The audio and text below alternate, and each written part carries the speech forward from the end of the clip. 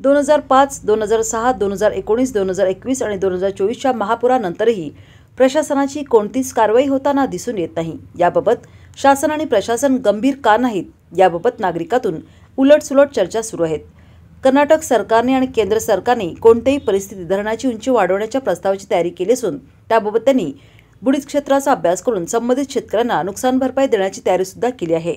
अलमट्टी धरणाची उंची दरवाजे सोडले तर जवळपास 524.256 मीटर बांधलेले असून दरवाजे 524.256 तयार करून लावायचे राहिले आहेत।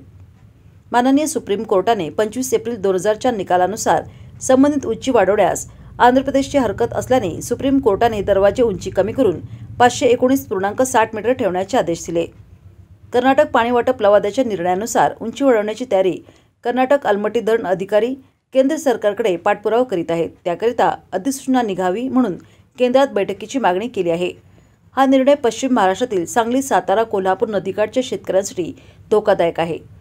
खासदार माननीय विशालदादा पाटील यांनी संसदेमध्ये तारांकित प्रश्न उभा करून त्याच्यावर जे उत्तर दिले त्यामध्ये जलशक्ती मंत्री CR पाटील म्हणाले की पाणी वाटप लवाद्याच्या निर्णयानंतर महाराष्ट्र, आंध्र प्रदेश, तेलंगणा राज्य यांनी उंची वाढीबद्दल कोणतीही तक्रार दिलेली नाही।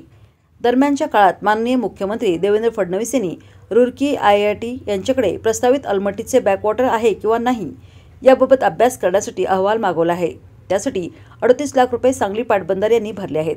नदीकाठचा भाग गंभीर असताना गेली 2 वर्ष हा अहवाल अजूनही मिळत नाही, याचे गौडबंगाल काय आहे? या सबबीसाठी काही नागरिक CWC, जलशक्ती मंत्रालय, प्रधानमंत्री कार्यालय येथे तक्रारी करण्याच्या तयारीत असून जनआंदोलन उभारण्यासाठी नागरिक रस्त्यावर येणार असून मुख्यमंत्री मात्र पूर येण्याची वाट बघत आहेत। 32 कोटी खर्च करण्याच्यासाठी जागतिक बँक पाठपुरावा सुरू असून त्यांना नियमातून बँक मदत करेल असे वाटत नाही। समुद्रातून तांब्यावर पाणी बाहेर काढून पूर नियंत्रणात येईल असे वाटत नाही, असे जाणकार लोकांचे मत आहे। पश्चिम महाराष्ट्रातील कृष्णा नदी काठावरील लोक भयभीत असून त्यावर साधी आढावा बैठक होत नाही, हे दुर्दैव आहे, अशी माहिती प्रवक्ते माननीय संतोष पाटील यांनी घेतलेल्या पत्रकार बैठकीमध्ये माहिती दिली आहे। यावेळी प्राध्यापक नंदकुमार सुर्वे, दिनकर पाटील, ज्ञानेश्वर केंगार, प्रताप पाटील आणि इतर उपस्थित होते।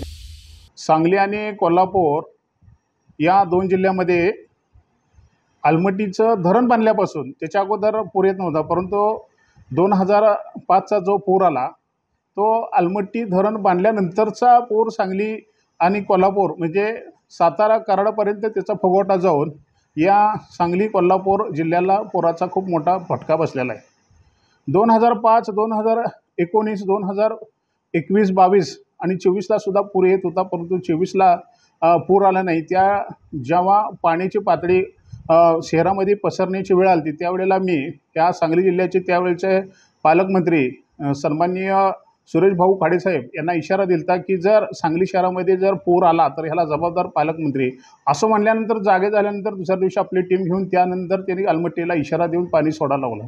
म्हणजे कोणाचा तरी कुठंतरी आवाज गेल्याशिवाय पुढचे शासकीय, प्रशासकीय आणि लोकनेतेसुद्धा जागो होत नाहीत, असे एकंदरीत दिसलं।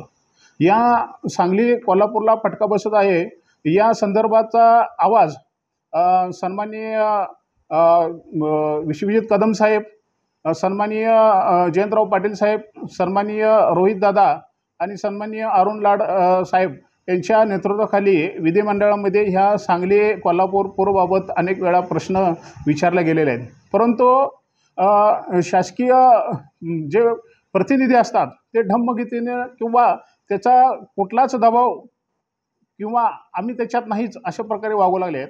या सांगली जिल्ह्याचे खासदार सन्माननीय विशालदादा पाटील यांनी लोकसभेमध्ये आपला आवाज ह्या पुराबाबत उठवला आहे।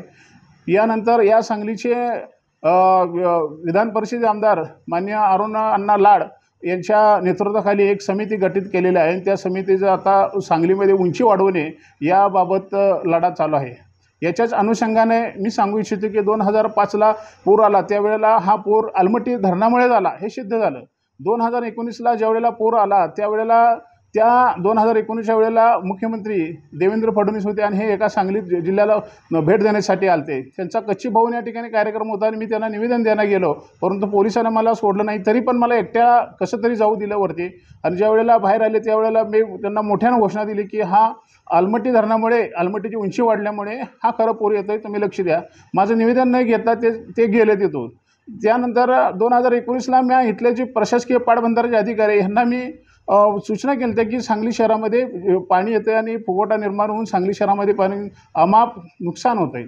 कोरोनाच्या काळामध्ये आणि ह्या महापुरामुळे या प्रचंड हलाखीचे दिवस या सांगली जिल्ह्यातील लोकांवरती आलेले आहे. तरीही प्रशासन डम्मगतीने वागतं आहे. हे का वागतं आहे याचा सवाल ह्या अधिकाऱ्याने खरं द्यायला पाहिजे. परंतु मेलेल्याला झोपलेल्याला किती म्हणताना सोंग घेतलेला जागे करता येत नाही, त्या पद्धतीने हे प्रशासन ढिम्म झाले असं मला वाटतं आहे.